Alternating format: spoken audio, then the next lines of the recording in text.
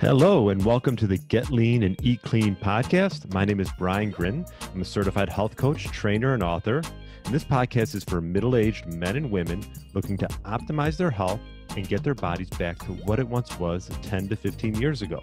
I will give you simple, actionable items to get long-term sustainable results. Thanks for listening and enjoy the show.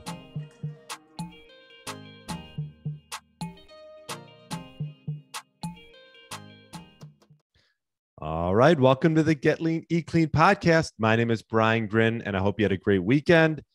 Thanks so much for joining me today. Today's micro podcast, we're going to discuss sprinting and all its major benefits. And I know what you're thinking. You're like, well, sprinting is for young people, and it probably is, but I'm going to find ways for you to work around that, give you some tips to do it. But, you know, Brad Kearns, my friend who I've had on the podcast a couple of times, does sprinting, does jumping. And, you know, he's 50 plus, so it is doable. And I just think that the more I learn about sprinting, how beneficial it is hormonally and for fat loss, that it's worth looking into. And I'm going to tell you, actually, I just got something recently that I'm going to start doing in the basement, and I'll show you that, or I'll talk about that in a bit. But really, it doesn't have to be something that you have to do like that often, really. This sprint workout could be every 7 to 10 days is sufficient to get like fitness and anti-aging benefits. And some of this information I did get from Primal, where I'm, you know, going through the Primal Health Coaching program right now, and they have some great like benefits and tips regarding sprinting. So I just felt like it was necessary to talk about it. And one of the things that mentioned was occasional maximal effort sprints trigger a cascade of positive neuroendocrine, hormonal, and gene expression events that promote muscle development, fat loss, and increased energy, alertness, and delayed aging. Not so bad. If we could get that in a pill, I'll take it. So, and this sprint workout, like I said, does not have to be every other day. And when you do the sprints, 4 to 6, each lasting, let's say 8 to 30 seconds in duration, and recovery intervals, all that stuff. Recovery, I would say at least a minute. You know, it depends on the individual, your past history with working out, as far as the number of repetitions and things like that. But 4 to 6 sprints, each lasting 8 to 30 seconds, resting a minute or two in between, should do well to start out. And one of the things I just recently purchased was a Rogue Echo bike to put in the basement, because I'm not probably going to be doing, well, I might do some sprinting in the backyard, but I think for the most part, especially in the winter, it'll be a lot easier to have this Rogue Echo bike. And maybe I'll film a quick workout of myself and throw it on my Instagram. I do put some of my workouts up there, so if you want to take a look, that's BD Grin, and that's my Instagram handle. But either way, what I was going to say is, the nice thing about when I talk about sprinting, it doesn't necessarily have to be so weight bearing as running, even though there are a lot of benefits, just musculoskeletal benefits from actually sprinting. But you can do zero impact options. This could be elliptical. This could be rowing. This could be stationary bike. And these are things that you can do, but you got to do them with pretty much maximal effort. It's not about a 45-minute elliptical stroll. You're not going to get much out of that. So, you know, so the focus is explosive power, max effort, max energy output, energy output. And then the duration of the recovery is all going to depend upon, you know, how you're feeling, what you've done in the past. But the goal is you want to be refreshed for that next set. So if you're doing 4 to 6 sprints of, let's just say 10 seconds, you don't want to start those again until you feel mentally refreshed and almost where you're back to near normal as far as respiration. So running uphill sprints could be another option. There was a hill not too far from my house. I used to do sprints with my dog. And let me tell you, if you ever run uphill sprints, I mean, talk about just difficulty. But the nice thing about running uphill sprints is it's actually, you know, there's less impact as opposed to just running on a flat surface. So that could be an option as well.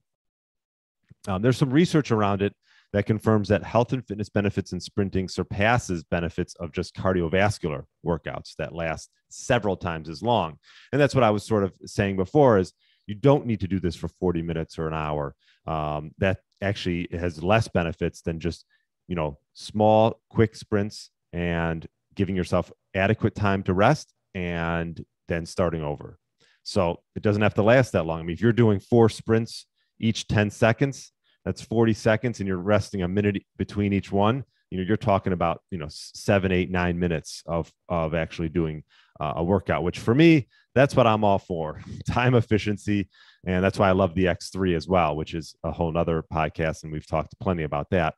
But I think the main thing to just keep in mind is that you just want to be flexible with this. There's not a perfect, I would say, as far as there's not a perfect rest period. Everyone's a little bit different. If you do a couple sprints and you're not feeling it, do it another time. Do it when you feel like your energy and when your motivation levels are higher. Because like I said, you don't have to do this like every other day. This could be once a week. I'm going to start doing it once a week and with the Rogue bike and then going from there. But I don't see myself doing this more than, maybe once or twice a week at the most, in between my, my weight bearing exercises, resistance training exercises. So if you can combine this sprinting, this high intensity workout that shouldn't last more than 10 minutes with a solid resistance training workout that you can do maybe twice a week, that's 20 to 30 minutes. I think you are on your way right there. I think that's a great place to start, and that's what I'm going to be doing. So, so the bottom line is, let's stop doing long cardio sessions. Let's save some time and let's get some hugely beneficial, like fat burning and oxygen utilization benefits from doing quick sprints. And so I would just be flexible when you're starting out and just get a feel for what works best for you. And again, this could also be done in the swimming pool. So it could be done in the swimming pool, stationary bike, which I'm going to start it with, elliptical, rowing machine. I mean, if you have a track or if you have a big backyard, maybe try the sprints, give them a go. I'm probably going to mix between sprints and the bike, depending on the weather. So anyways, that's all I wanted to talk about today.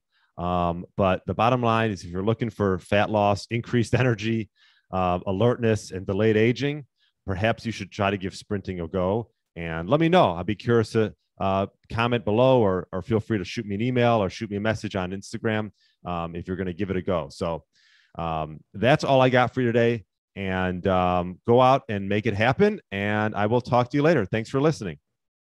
Hey, Get Lean, Eat Clean Nation. Are you a man between the ages of 40 and 60 years old looking to lose inches around your waist, have significantly more energy throughout the day, and gain muscle, all while minimizing the risk of injuries?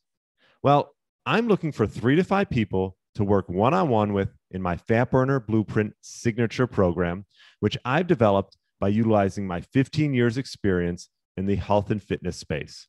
This program is designed specifically for those committed to making serious progress towards our health goals over the next 6 months. We will focus on sleep, stress, nutrition, meal timing, and building lean muscle. If this sounds like a fit for you, email me at brian@briangrin.com with the subject line Blueprint. That's brian@briangrin.com with the subject line Blueprint. Thanks for listening to the Get Lean, Eat Clean podcast. I understand there are millions of other podcasts out there, and you've chosen to listen to mine, and I appreciate that. Check out the show notes at briangrin.com for everything that was mentioned in this episode. Feel free to subscribe to the podcast and share it with a friend or family member that's looking to get their body back to what it once was. Thanks again, and have a great day.